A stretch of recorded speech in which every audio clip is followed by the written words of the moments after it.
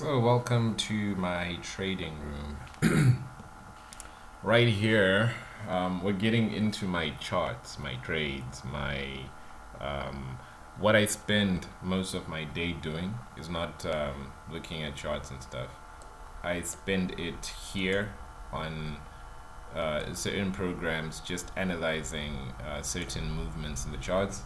In this one, I am looking at the dollar index in particular because I believe that the US dollar determines a lot of prices, including gold, or gold determines the dollar.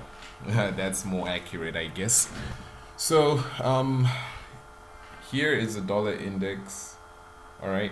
So, let's start with this chart here. So, what I'm looking at, this is the dollar index from December 85. All right. So, basically, this is the multi-decade chart of the dollar index. So looking at it, what we're seeing basically is how the price has been determined, how the price has come to this level of 120.59. All right, so 121.29 being the highest it's ever gone, and up until today, where our price is so this is recording March 20th price around about 100, because this is not the month has not actually closed, so I'm just updating it with the current price in charts. So we're basically at 100. All right, and the lowest has been is 70.8. all right, that's the lowest. The highest would be 121. All right, so 120, where was that? Yeah, 121.29, 121.3 basically. So what's this? So this is from '07. This is from '10. All right, so the dollar chart since '07 has been slightly going up, and we've had some pretty interesting moves. So this chart shows me what happened during the recession in 2007 to about 2009. And then what happened is that when the recession hit, the dollar spiked up, went to 90 from around 70. So from 70 to 90, it spiked up, went down back to 75, went back up, went back down, and then went back up over the years, up until where it's at today, which is around 100. So this is where it's at right now, and this is 2020, not January. Where right now we're in May. So this is up until May 2020. This is the last candle here. All right, so taking another look at, this is the dollar, this is a moving average, this is just a trend line. We see that at a point it was below the trend, all right, just around the mean, and then at a point it went above trend. This is 2014 to about 2018, and so far it's been at trend and around the mean, not really moving, not really doing much.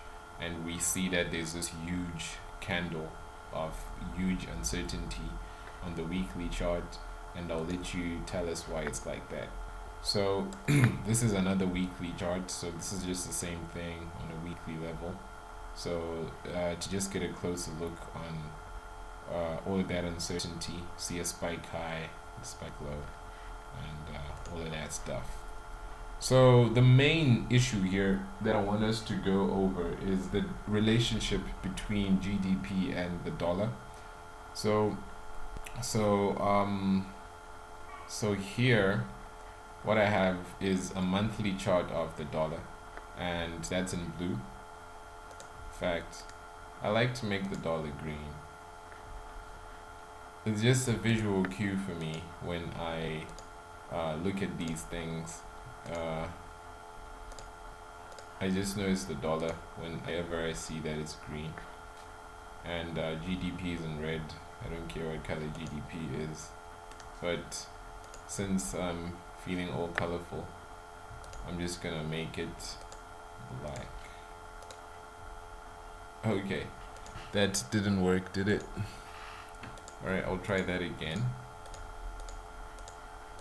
Oh man, yeah, this thing does this sometimes. Anyway, let me show you how you actually make this chart, because you might want to do something similar.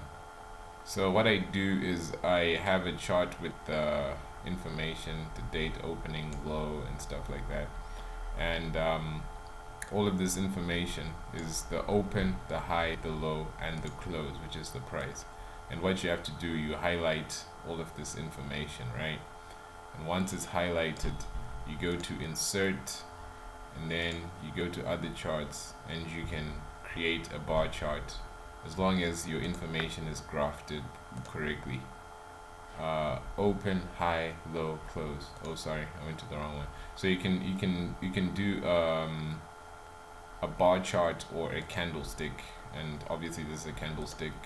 And after that, what you have to do is you edit the axes, pick the low. Let's just say your minimum will be 60, all right, and your maximum would be, let's just say 110.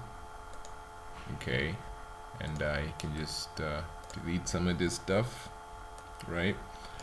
And what you have is now a chart.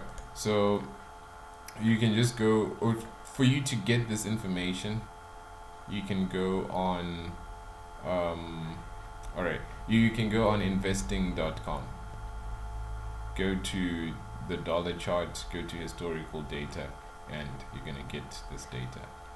Alright, so if you want more on that, just comment, and then I'll make a video on how you actually get this data, if that's what you're into. Of course, I have a lot more other information on this chart, and I'm not gonna go into that. I'm really not gonna do that right now. Okay, because what we have to talk about is more important: making money. Okay, so all of this analysis, some people will get trapped in this thing, just analyzing the chart, and they forget that making money is the prime goal. So what I have here is I got money and I got production.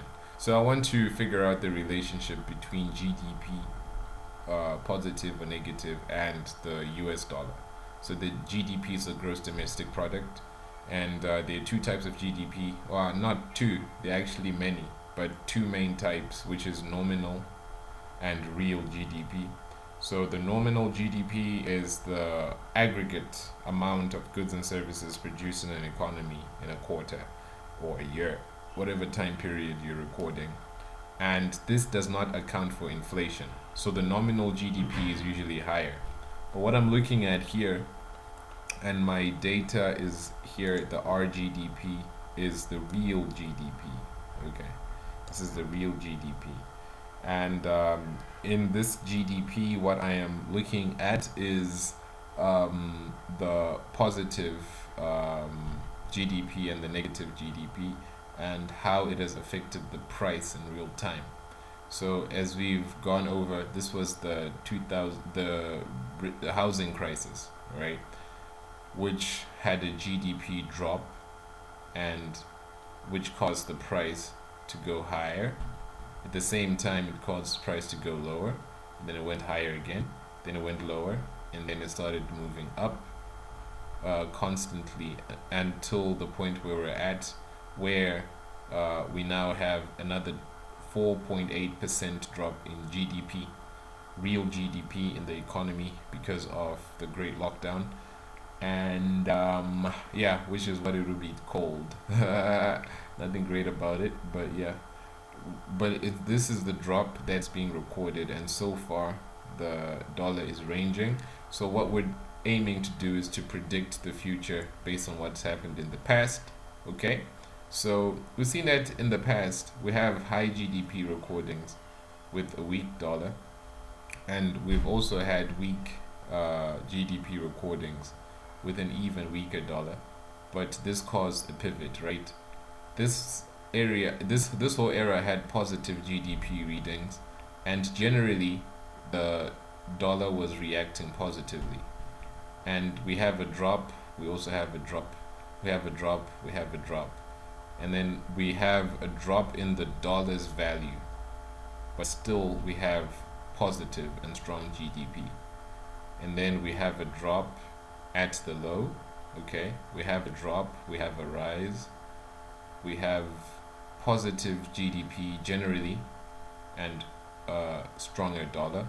However, the dollar has never been as strong as it was before, even though the GDP is stronger, there's more money in circulation and all of that, but the dollar is still at 100. So will we see it go back to the 120 level? Yeah, so this is just me. I'm just thinking out loud in this video, okay? So just indulge me, and we'll go through all this together, because I'm really trying to figure this out. All right, so this is another chart. All right, so this is just an overview of what this looks like, but now I want us to go deeper. All right, let's go deeper. So what I've done here in this chart here is I have the Dixie change versus the RGDP. The dollar change is the one in blue, the GDP is the one in red. This is the actual GDP reading from 1985 to today. This is the previous GDP for Q1 in 2020. Alright, so when I zoom this in from December 99 to December to right now, to today, to our latest data, what I see is that we are somewhere here. So this is for April or May 2020. Okay, so this is where we are at, and so don't worry about where it's been. What we want to forecast is where it might go, based on what's happened in the past, and if at all there's any type of relationship with the dollar that can be measured. So what I've done is I've gone to investing.com, and on investing.com it tells you the returns. The returns would be from today's price when it opened at $1 to tomorrow's price when it's closed at $1.2. What was the percentage difference in the price? Oh, okay. And this percentage is not 1,000%. This is just 10%. So this is just editing error in the software. So don't worry about that. This is 10%, 10%, minus 10, minus 10. And this is measuring the GDP and the change in dollar. The change in GDP versus the change in the dollar on a monthly basis, although the GDP is measured on a quarterly basis. So that's also something to realize, that the GDP is always late. So sometimes what we're seeing in the GDP has already been taken into account by the dollar, because the GDP happens late and the dollar is super quick. Any movement that happens in the dollar happens instantaneously. So here we're looking at 2.5 business cycles. So the first business cycle will be here. This is the .com bubble. Okay, so when it busts, there was negative GDP readings, and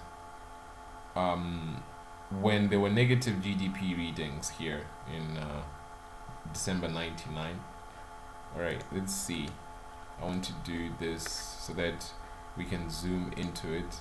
So I'm just gonna zoom in until 2002. All right, we'll do it like that. We'll do it like this. So this is December 99. In fact, I want us to start with the Asian crisis. For some reason, I'm really fascinated with the Asian crisis, and there's not a lot of material on it, and I am going to really try to find more about that.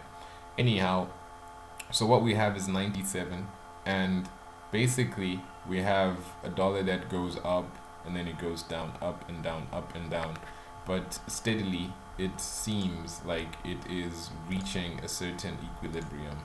Just gonna have a trend line. So we see that it's basically always like 1%, right? Because this black line here, it's just a trend line, and we see that, yeah, it's always just chilled. Like, it might go up, it might go down, right? GDP went down, and it went further down than usual, and from recovering from the GDP, the dollar was stronger.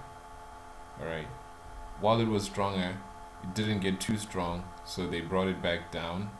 They brought it even lower, and it brought the GDP down with it, and from there it recovered.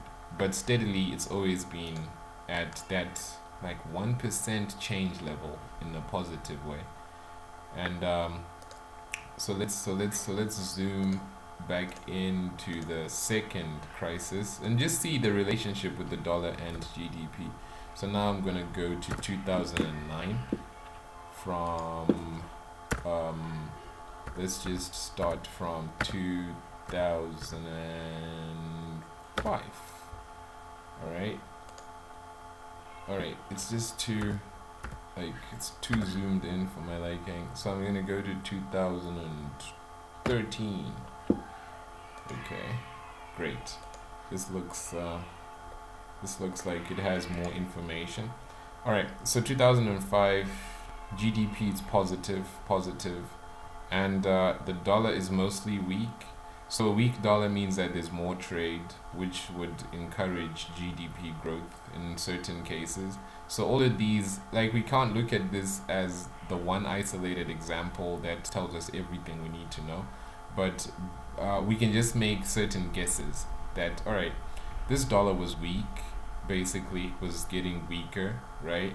Not really going higher, but there was a lot of transactions happening in terms of real GDP. So there was some good stuff that was happening until there was a drop in GDP and the dollar was stronger. So it was stronger because there was more demand from people. Like, hey, give me my money right now because I need to use it. I need to pay all of these credit loans and whatnot. And the dollar became more valuable. In fact, there was a 10% increase in the dollar. And as we saw in the chart here, we saw that when it dropped steadily, it made a very low, but then it started rising, made another low, didn't go as low as the previous one. So it wasn't an uptrend. So this is kind of like what we're seeing in a way that it made a high. It made highs, it made lows, but after that, it's been steadily higher, even with higher GDP. So the dollar has been stronger. It has had some sharp drops. Let's see what they look like. So the sharp drops are talking about these ones here. This is a drop, another one here.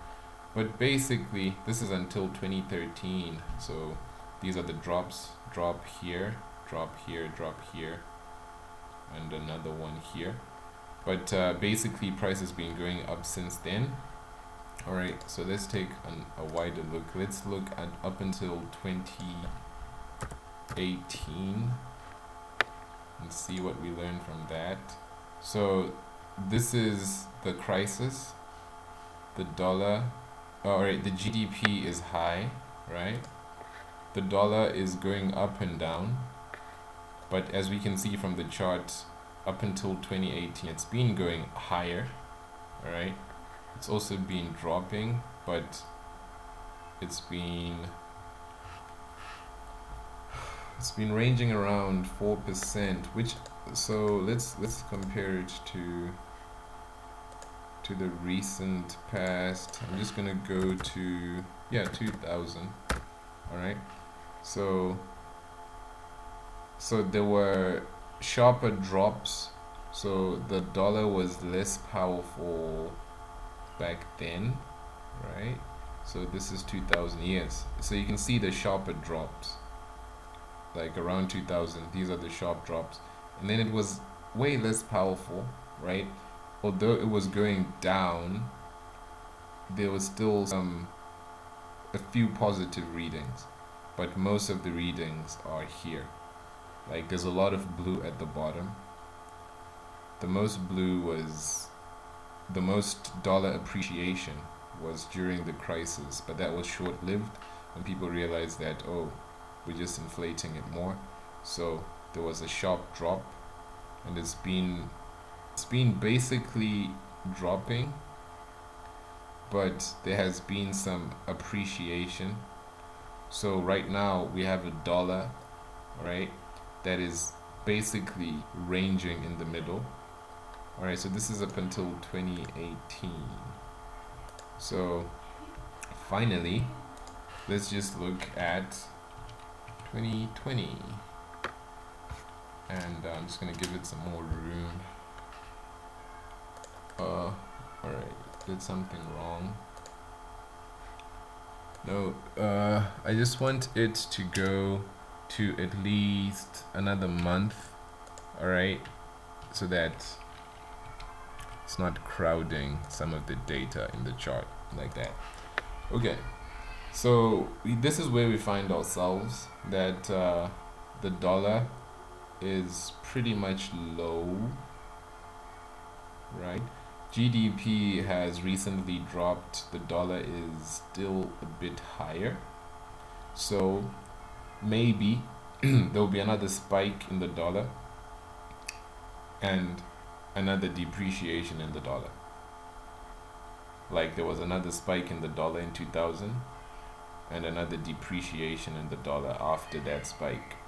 So we might see something like this, that when there's negative GDP readings, there's a huge demand for dollars, that people want their money, and the cash causes there to be more demand. So supply demand, and with more demand there's greater value. So this is a possibility.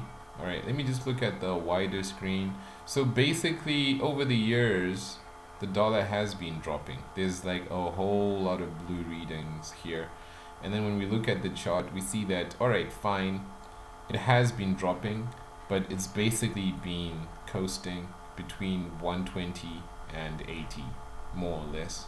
So it's a bit stable, not exactly, but there have been some multi-year moves, like this drop down here, this drop down here.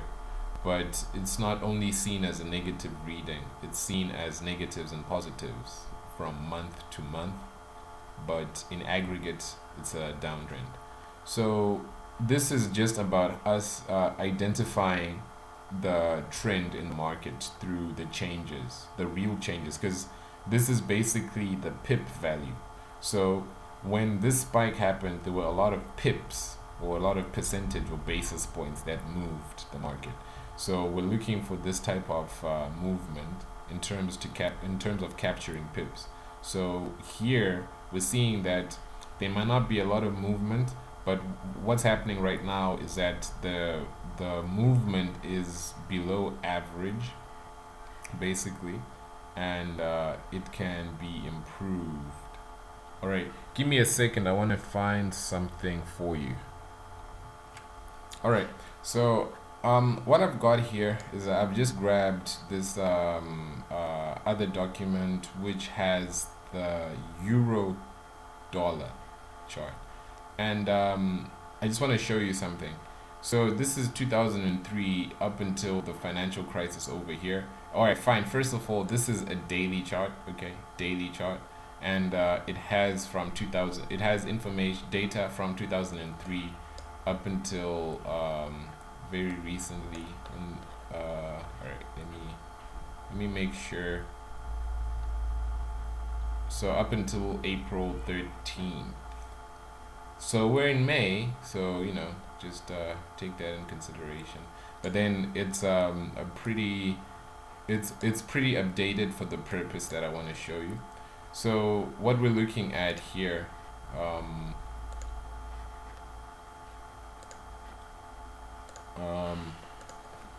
are the changes to US.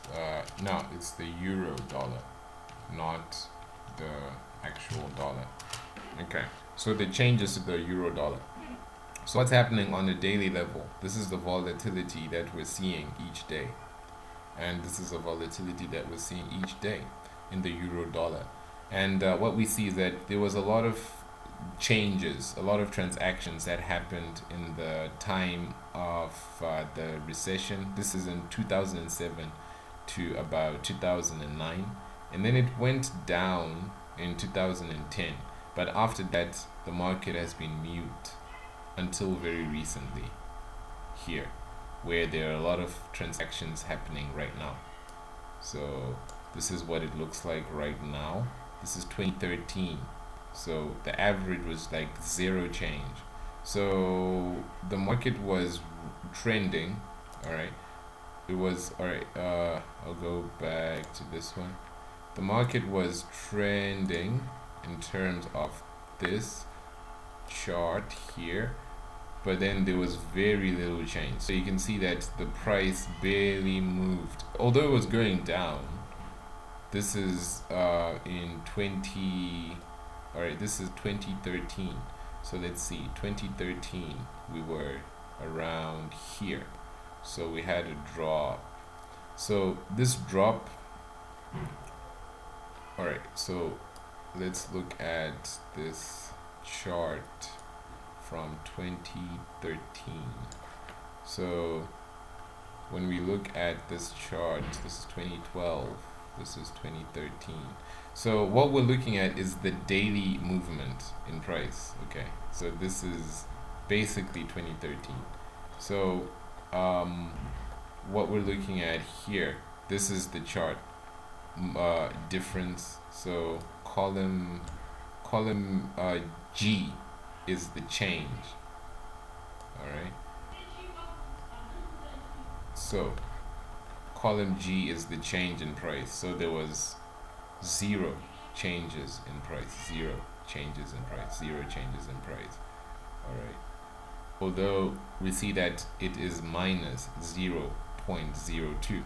Okay, and slight appreciation, and then we have another no change. So this is the difference between the prices in a formula that's calculated from day to day. So there was not a huge change, but there were certain changes that were happening in 2013. So this is also looking at certain returns that we got. So they were not as big as 1% or anything, unless in rare cases such as these ones on a daily basis. So most of it was just a very quiet market in terms of 0.1, and there's a drop and a rise of very minute figures. So yeah, so this is what's happening. So basically when we're looking in column G, we see that at a certain time, like this 2005ish, it looks more lively, you know, on a daily basis, you know, -3, -1. But then when we go to 2013, we see 0, 0, 0, nothing, nothing, nothing, nothing, nothing, nothing, nothing. But then we see minus readings a lot, and maybe the price is dropping, you know, but then it's dropping little by little. So it was a very sneaky move. So when people were making money, they must have been able to see the trend, this drop, but then it was a very deliberate drop, and after that price has been more or less ranging. However, there's so many different ways of trading, so what we're looking at is a certain perspective on the markets and how they function. So I want us to go back to the dollar index. So this is what we're here for, just to see if there's any sort of relationship with the GDP and the Dixie. So what do you think, and what have you discovered while we're going over this together? What do you expect to see? And I guess I'm gonna update this or re-upload it so that we can give it more depth, more breadth, and maybe I can show you some of the tools that I use in order to get this done. And yeah, if you want to find out more about how I trade, there's a trading book that's in the description that you can get, free trading courses and stuff like that. But definitely you should get your hands on some of my books, and then you can see how I also look at the market and some of the things that I consider when I'm taking a trade. So this is just one mental exercise that just gets us thinking, and will possibly lead us to expecting a bit more volatility in the charts, because this has happened before and once again. And right now we see that the movement in price is way below average. I mean, it's at above average, but usually we might be seeing certain spikes that are a lot higher. So in closing, just be prepared for a huge move in the market, and it might occur bit by bit. But if you're able to monitor the market on a daily basis, you'll be able to recognize it even without looking at this. But then for what I'm observing and analyzing right now, we are, if you're watching this, then we're now on high alert. We're now waiting for a move in the market that could happen for a long period of time, and a lot of people may be oblivious to it, but then we're going to be able to identify it, because we see that a huge move usually starts with a huge spike. So all of these are trends, but they are spiking because this is a whole trend. So all of these are, this is a whole chart. So someone took a trade from here to here in terms of pip value. So this is 1%, 2%, 3%. So all of these 500 pips, he's getting them through this percentage pay, basis percentage, basis point basis. Whoa, that was a bit hard. Basis point basis. Yeah. So once you know this, like, this is a whole trade waiting to happen. So once since the market is calm, there's another trade waiting to happen, and we'll see which direction it's going to be going based on technical analysis. And right now, just looking at the chart, this is what we have. We have an uptrend, and it's been moving pretty well. And we have this huge spike showing us that the market wants to move in a certain direction. However, since 2015, the price has been at around 100. So maybe it's going to keep on ranging again for another couple of years, because it's been ranging for 5 years. Just at 100, hasn't moved that much, because the highest it's been was 105, which is where it was like last month, right? And the lowest it's been was 88, which is pretty close to where it's at. So right now the price is right at trend, right at the mean. So when this happens, when everything just comes to the same spot, is bound to move away from the same spot, only to come back to the same spot, so that it moves away from the same spot. So just be vigilant, and we'll be updating this. So I hope that you got something out of this little exercise we've had, and to me it was great. It's unprepared. I was not really I didn't like prepare notes, so I'm just going through all of this. I mean, I've looked at it before, but I haven't really used this as the only trading tool. And in fact, I can't, because I like looking at different things. But this is just one thing that I thought is easier for me to translate and to share. So there are certain other things that we can get into in other videos. But for now, asante sana. See each other soon.